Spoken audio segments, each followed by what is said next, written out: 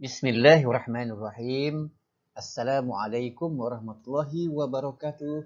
Salam hormat dan salam sejahtera cikgu ucapkan kepada semua. Seperti biasa, setiap hari Selasa jam 8 pagi, kita akan memulakan pelajaran sains dengan segmen baru PDPR Pembelajaran Norma Baru. Hari ini, 7 September 2021, bersamaan 29 Muharram 1447 Hijriah, merupakan minggu ke-29 PDPR kita. Apa khabar semua? Harapan cikgu agar semua murid berada dalam keadaan sihat sejahtera. Sentiasalah menjaga keselamatan dengan menjaga dan mengamalkan SOP yang telah ditetapkan demi kebaikan kita semua. Sebelum kita memulakan segmen PDPR kita pada hari ini, jangan lupa komen, klik like dan subscribe channel Cikgu Amin ya, untuk mendapatkan lebih banyak bahan PDPR berkaitan sains. Jom belajar sains bersama Cikgu Amin.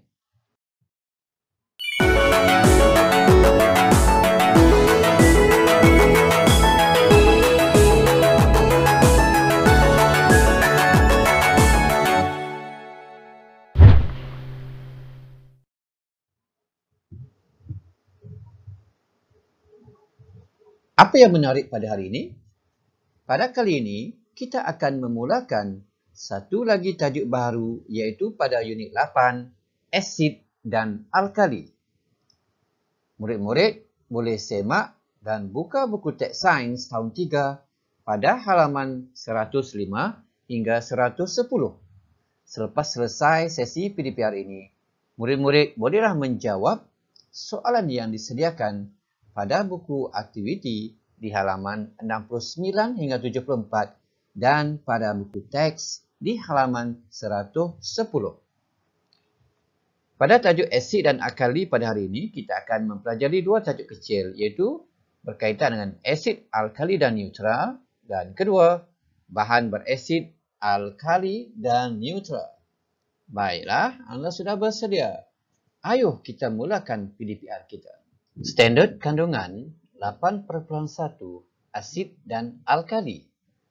Standard pembelajaran 8.1.1 menguji bahan yang berasid, beralkali dan neutral dari segi perubahan warna kertas litmus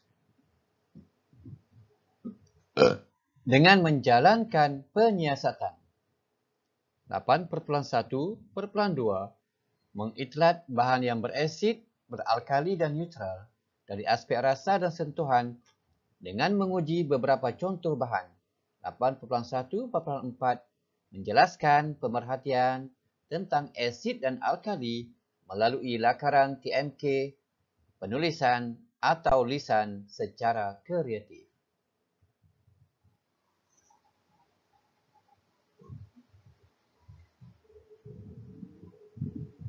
Objektif pembelajaran, di akhir PDPR, murid akan dapat pertama, menyatakan kertas litmus digunakan untuk menguji bahan berasid, beralkali atau neutral. Kedua, memberi contoh bahan berasid, beralkali dan neutral berdasarkan perubahan warna kertas. Baiklah. Kita akan memulakan tajuk berkaitan apa itu asid, alkali dan neutral. Mari kita saksikan reaksi muka rakan kamu yang sedang menikmati buah lemon. Mengapakah rakan kamu memberikan reaksi sebegitu? Adakah kamu fikir buah lemon tersebut manis atau masam?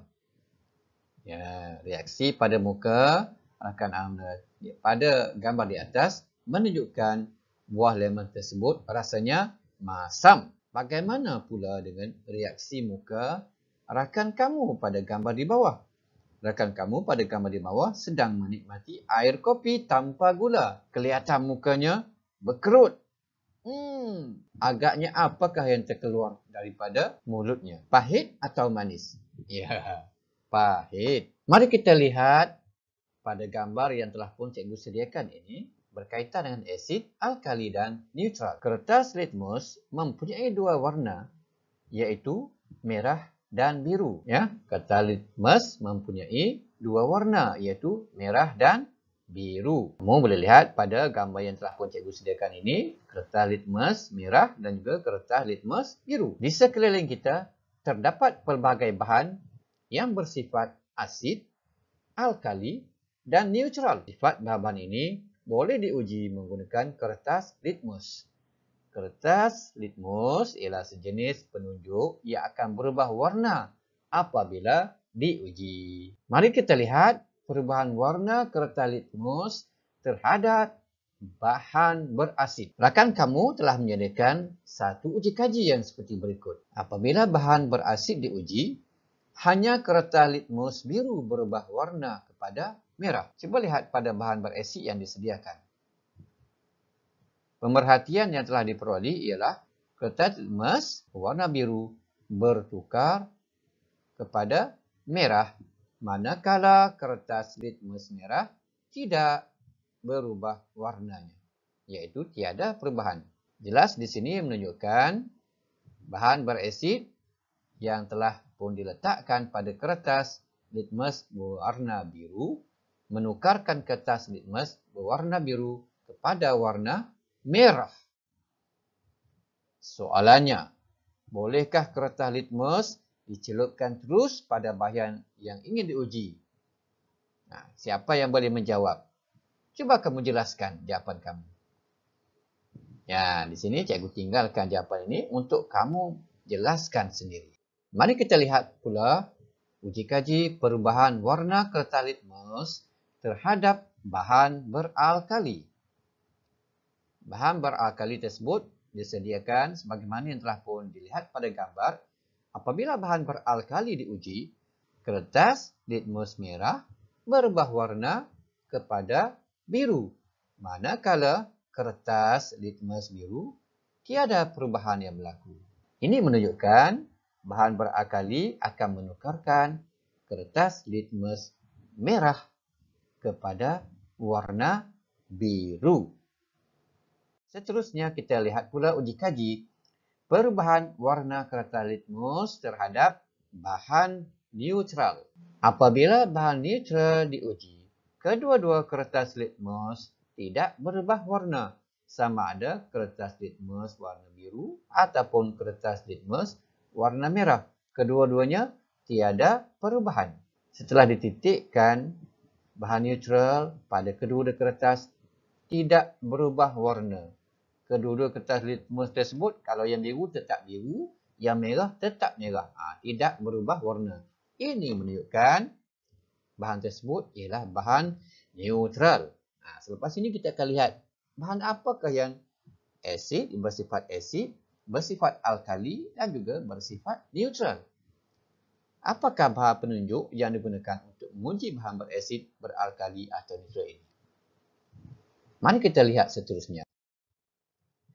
Okey, cikgu telah menyediakan video eksperimen untuk menguji bahan dengan menggunakan kertas litmus. Cikgu harap kamu perhatikan video ini sehingga selesai dan kamu bolehlah nanti merumuskan. Kita akan mengitlak bahan yang berasid, beralkali dan neutral dari aspek rasa dan juga sentuhan. Jom. Kita lihat yang pertama dahulu iaitu dari segi rasa. Perhatikan Raja. Lemon ini berasa masam. Ia merasa lemon yang telah dipotong tersebut menggunakan deria rasa di lidah. Iaitu didapati lemon ini berasa masam. Jika kita tengok keputusan bagi kertas litmus di hadapan dia, kita dapat agak dan kita dapat tahu. Jadi ia bersifat asid iaitu biru bertukar menjadi merah. Merah masih berwarna merah, jadi lemon bersifat asid. Jadi rasanya masam bagi lemon. Seterusnya, murid kedua menyatakan kubis ini berasa pahit. Kubis juga boleh dirasa menggunakan lidah. Ia tidak berbahaya kerana ia adalah jenis sayuran. Bagus. Jadi kubis ini berasa pahit. Anda dapat perhatikan dekat situ. Jadi kesimpulan yang dapat dibuat oleh murid tersebut ialah kubis adalah beralkali. Sebab anda dapat perhatikan kertas litmus tersebut biru tidak berubah, merah berubah menjadi warna biru. Seterusnya, murid terakhir, air minuman ini tawar apabila dirasa dengan lidah. Jadi, kesimpulannya, air minuman adalah neutral. Tetapi kebanyakan bahan berasid berasa masam. Tetapi tidak semua. Bukan semua bahan yang berasa masam adalah berasid. Contoh paling mudah adalah seperti limau. Anda biasa makan limau mandarin ataupun limau sangkis. Limau sangkis ni sekiranya telah masak, kita makan dia, kita akan rasa manis. Sedapnya rasa manis. Tetapi bila diuji menggunakan kertas litmus, ia akan membuktikan bahawa ia adalah bersifat asid. Jadi, hanya kebanyakan bahan berasid berasa masam. Ingat tu. Dan juga sama, kebanyakan bahan beralkali berasa pahit dan licin apabila disentuh. Kenapa digunakan perkataan kebanyakan dekat sini? Ia bermaksud bukan semua. Jadi kebanyakan. Manakala bagi bahan neutral, ia mempunyai pelbagai rasa. Yang lainlah daripada masam dan juga pahit tadi, iaitu dia rasa tawar, rasa manis dan juga masin. Contohnya, air minuman tadi tawar, air gula adalah manis, air dilarutkan garam adalah masin. Mereka ni semua adalah neutral. Bahan berasid, beralkali dan neutral di sekeliling kita. Adakah ia mempunyai fungsi? Kita perhatikan yang pertama. Dalam bidang pertanian, mengapakah kita perlu menabur kapur pada tanah ini? Kapur bersifat alkali dan boleh mengurangkan keasidan tanah kebun. Apabila tanah kebun tersebut telah kurang berasid, maka tumbuhan dapat tumbuh dengan subur. Apabila asid tinggi di dalam tanah, sukar untuk tumbuhan tumbuh dengan subur kerana sifat berasid ini tidak sesuai dengan pertumbuhan tumbuhan. Dalam bidang perubatan pula, sekiranya anda disengat tebuan, jadi apa yang boleh anda lakukan adalah sebagai rawatan awal, kita boleh letakkan cuka. Cuka makanan tersebut boleh disapu pada kawasan yang disengat untuk rawatan awal. Jadi selepas itu bolehlah dibawa ke klinik dalam kadar yang segera. Dan produk kegunaan isi rumah. Seperti dalam Raja dia tulis, ibu bagaimana hendak menghilangkan rasa licin cecair peluntur ini? Lumurkan tangan dengan asam jawa. Nanti hilanglah rasa licin itu. Licin tadi bersifat apa? Alkali. Asam jawa dia masam-masam, jadi ia bersifat asid. Jadi apabila asid dengan alkali bercampur ataupun bertemu, ia akan menjadi neutral. Boleh? Mari kita teruskan. Menurut bahan lain yang boleh menguji bahan berasid, beralkali dan neutral. Jom. Ekstrak kubis ungu. Kubis ungu ni adalah yang biasa kita nampak dekat dalam salad dan sebagainya. Jadi ekstrak kubis ungu ni cikgu telah blend bersama dengan air. Cikgu blend aja, cikgu tak rebus pun. Jadi cikgu blend, iaitu cikgu kisarkan sehingga halus dan cikgu tapis untuk ambil airnya sahaja. Jadi, mari kita perhatikan video uji kaji ini. Dah sedia ke belum? Jom. Jadi, pada bahagian kiri ada cuka. Jadi, cikgu tak bohong, dalamnya ada cuka. Jadi, cikgu tunjukkan perubahan warna kertas litmus itu, iaitu biru menjadi merah, merah masih merah. Ingat, cuka adalah berasid. Bagus. Di bahagian kanan pula terdapat soda bikarbonat. Walaupun tak nampak kelihatan seperti ada cecair, tapi dia ada cecair kat sini. Jadi cikgu rendamkan kertas litmus ini. Anda dapat perhatikan biru tidak berubah, merah berubah biru. Terbukti ia adalah beralkali. Jadi cikgu akan titiskan ekstrak kubis ungu ke dalam cuka dan soda bikarbonat dengan bergilir-gilir. Perhatikan perubahan warnanya. Asalnya adalah berwarna ungu. Ekstrak kubis ungu tu berwarna ungu. Purple dekat situ. Jadi apabila dititiskan dalam soda bikarbonat, iaitu bersifat alkali, ia berubah warna kepada warna biru kehijauan. Manakala apabila dititiskan dalam larutan cuka yang bersifat asid, ia berubah warna kepada merah jambu. Jadi merah dengan biru.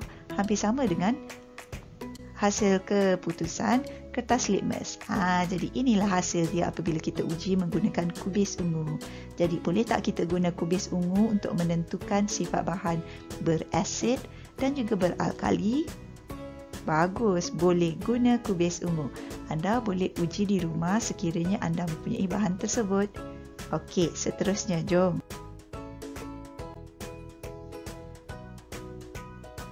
Okey, ini adalah hasilnya pada sebelum dititiskan kubis ungu. Selepas dititiskan kubis ungu, ekstrak kubis ungu, larutan cuka telah berubah warna kepada warna merah jambu. Soda bikarbonat berubah warna kepada warna biru kehijauan. Cikgu besarkan sikit bagi awak nampak dengan jelas. Itu dia keputusannya. Cantik sangat warna merah jambu tu. Biru itu juga sangat cantik. Okey, jom kita tengok bahan seterusnya. Ekstrak kunyit. Ekstrak kunyit boleh berubah ke? Boleh jadi petunjuk bahan berasid beralkali ke? Kita kena buat uji kaji lah. Kita sebagai saintis, kita akan buat uji kaji. Bersedia untuk lihat video yang disediakan. Jadi cikgu telah sediakan ekstrak kunyit, iaitu cikgu telah kisarkan kunyit bercampur dengan air dan cikgu tapis sama je. Jadi bahagian kiri adalah cuka, cikgu uji dan cikgu tunjuk. Ni bukti dia cuka bersifat asid. Bagus, merah biru jadi merah, merah tidak berubah. Bahagian kanan pula cikgu ubah menggunakan sabun. Cikgu tak guna soda bikarbonat pula.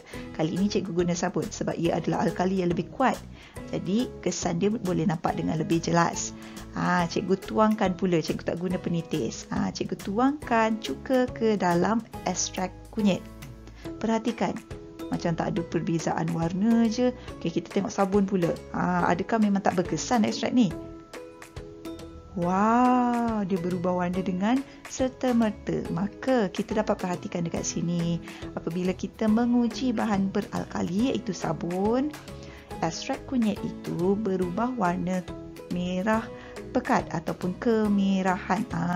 Jika dapat perhatikan dengan lebih terperinci, warna dia adalah merah bata, iaitu merah yang sangat gelap ataupun merah kepirangan. Kepirangan itu adalah berdekatan dengan warna coklat. Okey, mari perhatikan dengan lebih terperinci. Okey, ini adalah sebelum kita tuang ke dalam ekstrak kunyit. Ini adalah rajah selepas di mana apabila cuka telah dituangkan ke dalam ekstrak kunyit, tiada perubahan warna yang berlaku. Tetapi apabila dituangkan sabun ke dalam ekstrak kunyit memberikan tindak balas serta-merta, iaitu ia berubah warna kepada warna merah kepirangan, iaitu merah pekat ataupun merah kecoklatan. Okey, kita besarkan sikit gambar supaya anda dapat lihat dengan lebih jelas. Tu dia. Bagi cuka tiada perubahan warna. Bagi sabun pula apabila dituangkan ke dalam ekstrak kunyit, ia berubah kemerahan menjadi ujar cair warna merah. Jadi rumusan kita untuk hari ini ialah sifat bahan berasid, beralkali atau neutral boleh diuji menggunakan deria, rasa dan sentuhan. Tetapi ia bukanlah penunjuk saintifik. Apa maksud dengan penunjuk saintifik ni adalah ia tidak memberikan keputusan yang paling tepat. Jika nak paling tepat, kita guna apa? Kita guna kertas litmus. Itu baru penunjuk saintifik. Dan juga kenapa? Sebab kebiasaannya bahan berasid adalah berasa masam. Kebiasaannya ni adalah seperti kebanyakan. Macam awal tadi kita guna. Maknanya bukan semua yang masam adalah berasid. Sama juga kebiasaan bahan beralkali, rasa pahit dan licin.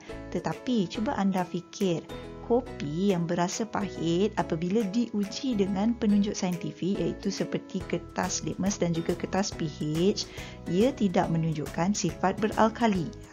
Sebab kopi tersebut rasa pahit kerana biji kopi dibakar, maka ia rasa pahit. Ia bukan menunjukkan ia bersifat alkali. Jadi kita tak boleh guna, tak boleh bergantung kepada deria rasa semata-mata untuk menentukan sifat berasid, beralkali atau neutral. Boleh?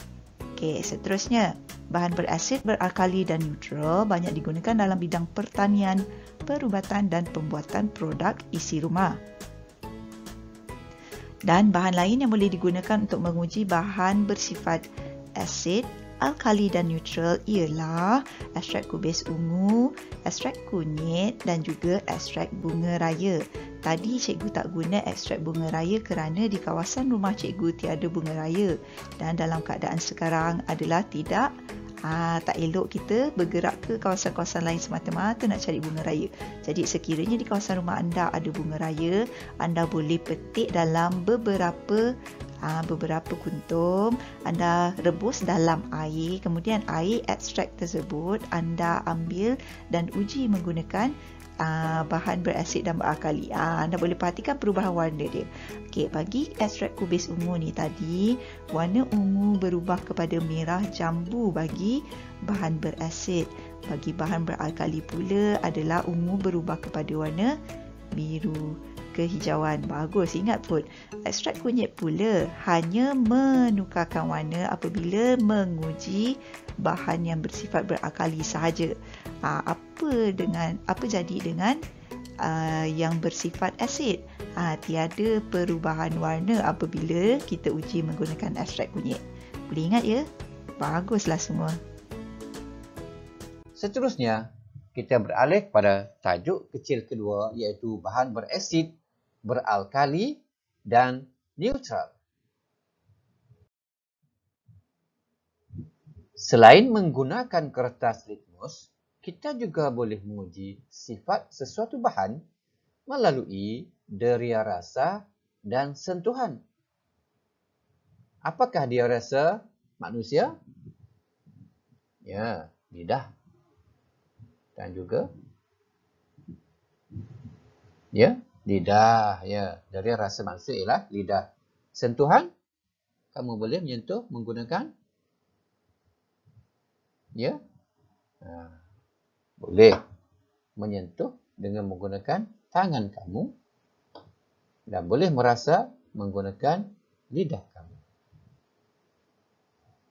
Baik, pada gambar tersebut dipaparkan 3 rasa.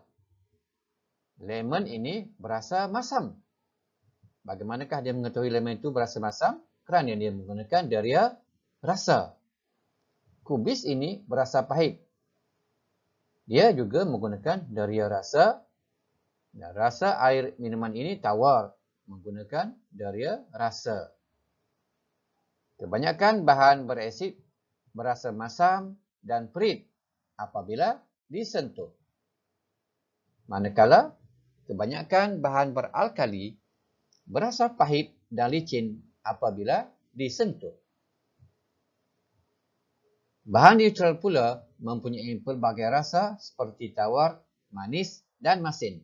Bahan neutral berasa licin seperti kesat apabila disentuh. Ini bermakna rasa dan sentuhan itu berlaku serentak apabila kita meletakkannya buah lemon kepada bibir di lidah kita, kita akan menyentuh dan juga merasa. Okey, sama juga dengan buah kubis dan juga sama juga dengan air tawar. Kedua-duanya berlaku serentak. Baiklah, seterusnya kita lihat bagaimanakah pula dengan air kopi. Air kopi ini berasa pahit, tetapi apabila diuji dengan kertas litmus biru, warnanya berubah menjadi merah.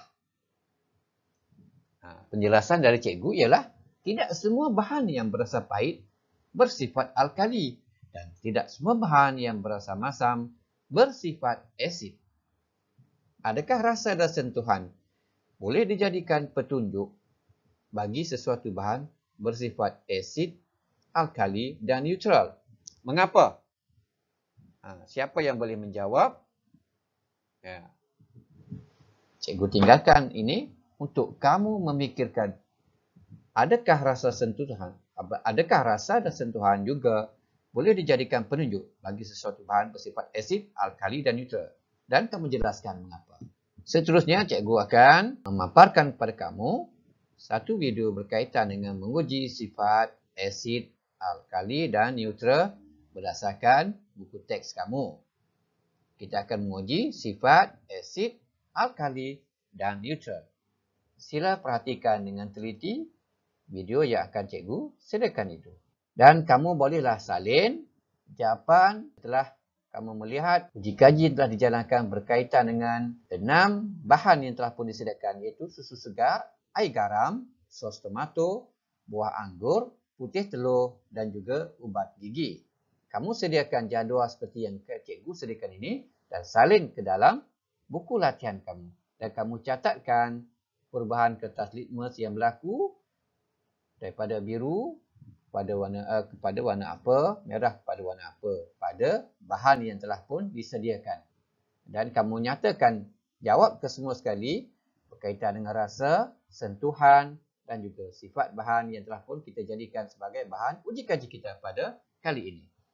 Jika kalau kamu melihat dengan teliti video tersebut, kamu akan dapat menuliskan jawapannya ke dalam buku Seterusnya, kamu. bahan berasid, berakali dan neutral ini, selain kita menggunakan kertas litmus, kita juga boleh menguji sifat sesuatu bahan melalui deria rasa dan sentuhan. Jadi kita boleh rasa dan sentuh bahan itu untuk kita uji sama ada bahan itu asid, alkali atau neutral.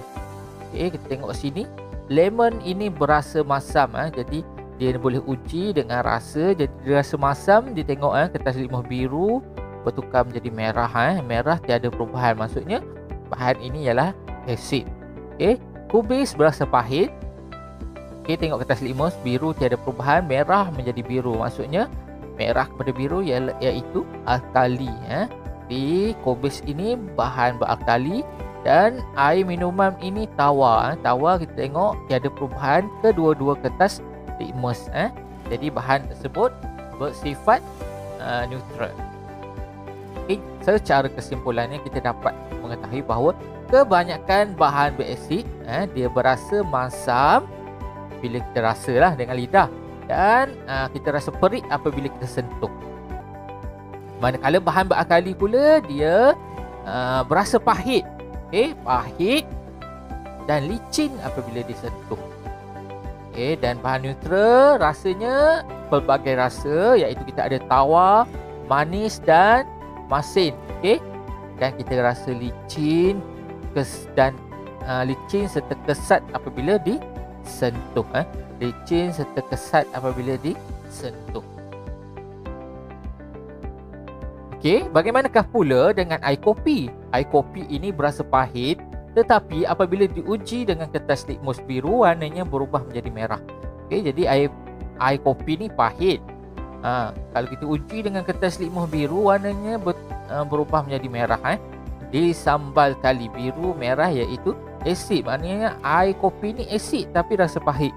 Sedangkan kita tahu tadi kalau asid rasanya masam, kalau alkali pahit, kalau neutral rasanya manis, masin dan tawar.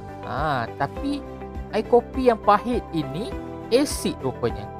Jadi sebenarnya tidak semua bahan yang berasa pahit bersifat alkali.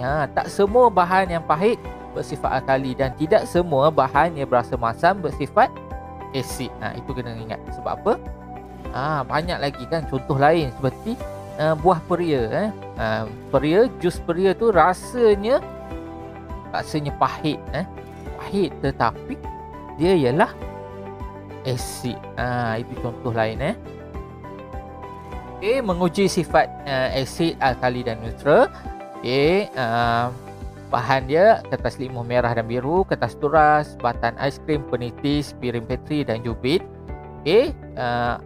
Bahan lain yang kita perlukan, susu segar, air garam, sos tomato, buah anggur, putih telur dan ubat gigi. Langkah-langkahnya, sediakan bahan diuji ke dalam piring petri dan labelkan. Kemudian rasa bahan diuji dengan lidah, sentuh bahan diuji dengan jari dan uji bahan dengan kertas litmus merah dan biru. Ulang langkah 2 hingga 4 dengan bahan yang diuji lain. Bahan lain yang diuji. Catatkan putusan seperti dalam jadual. Yang pertama, kita cuba dengan susu.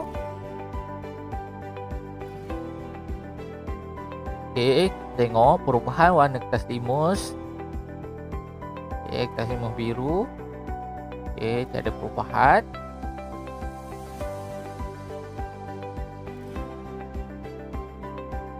Kertas litmus merah pula. ada perubahan. Okey, jadi susu segar kalau kita rasa, rasanya tawar. Okey, sentuhan. Okey, kita rasa licin dan kesat. Licin dan kesat. Perubahan warna tadi, biru tiada perubahan, merah pun tiada perubahan. Jadi bagi kertas litmus ini, sifat dia ialah neutral. Okey, baik, kita cuba pula air garam. Okey, bagi kertas litmus biru kita lihat tiada perubahan.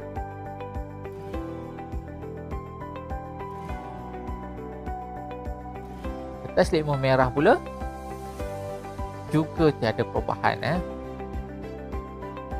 Di air garam kalau kita rasa, dia rasa masin. Okey, sentuhan dia akan rasa licin serta kesat. Okey, perubahan warna tadi sama, tiada perubahan. Biru masih biru, merah pun kekal merah. Okey, jadi ini tiada perubahan, maksudnya sifat bahan itu ialah neutral. Okey, bagaimana pula dengan sos tomato? Okey, sos tomato kalau kita uji dengan kertas litmus biru, okey, kita tengok perubahan. Okey, kertas litmus biru dia bertukar menjadi warna merah. Manakala kertas litmus merah pula, okey, kertas litmus merah pula, kita tengok tiada perubahan. Jadi sos tomato, kita tahu sos tomato rasanya masam. Kalau kita sentuh, okey, dia akan berasa perih.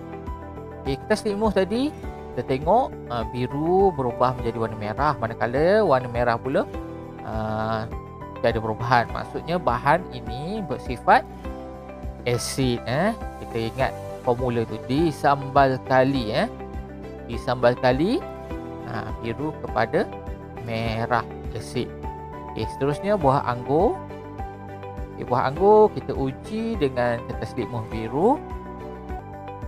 Kita tengok apakah perubahan warnanya. Okay, kita dapati bahawa kertas litmus biru bertukar menjadi merah, bertukar warna ke merah. Manakala kertas litmus merah pula dia tiada perubahan. Tiada perubahan warna. Jadi buah anggur rasanya masam. Rasa masam. Ada kalanya juga ada buah anggur yang manis. Apabila kita sentuh, kita picit-picit ataupun kita lenyekkan buah anggur tersebut, kita dapati dia ada rasanya berasa perih. Okey, kertas litmus biru bertukar menjadi merah, manakala kertas litmus merah bertukar menjadi merah. Sama dengan sos tomato bahawa bahan ini bersifat asid. Okey, seterusnya putih telur. Okey, apabila kita uji putih telur menggunakan kertas litmus biru, kita dapati kertas litmus biru tiada perubahan. Okey, manakala apabila kita menggunakan kertas litmus merah pula, okey, kita dapati bahawa kertas litmus merah dia bertukar menjadi warna biru.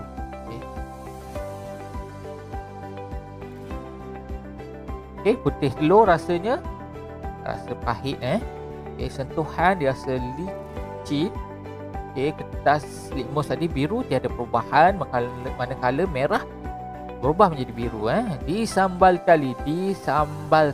Maksudnya merah biru ialah bahan alkali. Okey, last kali kita cuba dengan ubat gigi pula.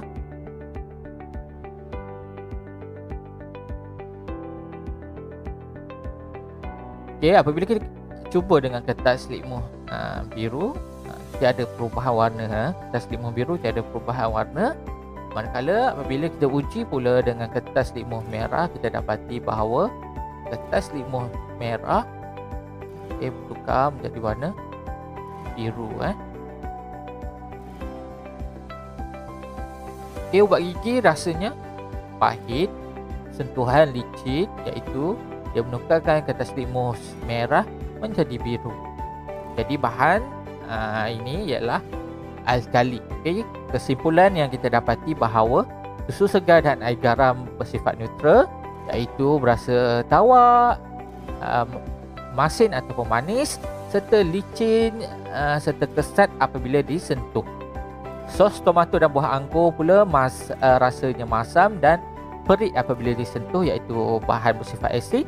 Putih telur pula berasa pahit dan licin apabila disentuh, iaitu bersifat alkali.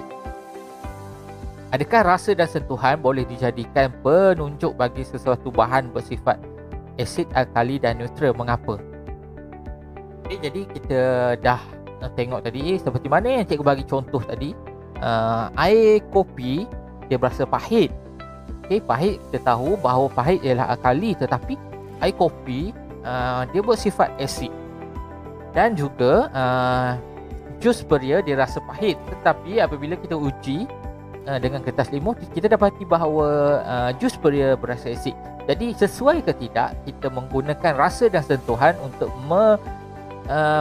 menjadikan ia sebagai penunjuk sesuatu bahan tu bersifat asid dan alkali serta neutral. Jadi rasanya tidaklah, tidak, kerana rasa dan sentuhan ini dia tidak boleh dijadikan penunjuk, kerana tidak semua bahan yang berasa pahit bersifat alkali. Okay, tak semua bahan yang bersifat pahit berasa alkali, dan tidak semua bahan berasa masam bersifat asid. Macam neutral kan, kita tahu rasanya masam, masin dan manis. Cuba kita lihat kicap. Kicap ada rasa manis, ada juga yang rasa masin. Tetapi apabila kita uji dengan kertas litmus, kita dapati bahawa dia menunjukkan sifat asid. Kicap asid, sedangkan kita tahu neutral itu rasanya manis, masin dan tawar. Kan, manis, masin dan tawar. Tetapi apabila kita uji dengan kertas litmus tadi, bagi kicap dia asid, sedangkan dia rasa masin ataupun rasa manis. Jadi sebab itulah cikgu cakap tadi dia tidak sesuai, okay, diuji. Dia tidak sesuai dijadikan penunjuk. Dia boleh diuji, tetapi tidak sesuai dijadikan penunjuk. Okay. Rumusan yang kita pelajari pada hari ini, kebanyakan bahan berasid dia berasa masam dan perit apabila disentuh, dan bahan beralkali dia berasa pahit dan licin apabila disentuh, serta bahan neutral dia pelbagai rasa, iaitu sama ada tawar, manis dan masin, serta berasa licin serta kesat apabila disentuh. Jadi latihan hari ini sifat bahan berasid, sifat bahan beralkali dan sifat bahan neutral, iaitu muka surat 72 hingga 74. Okay, boleh rujuk kat sini, iaitu kamu kena jalankan 3 ujian ini, iaitu dari segi perubahan warna kertas litmus, okay, ujian 2 iaitu rasa, dan ujian ketiga dari segi sentuhan. Okay, dan lengkapkan jawapan ni lah.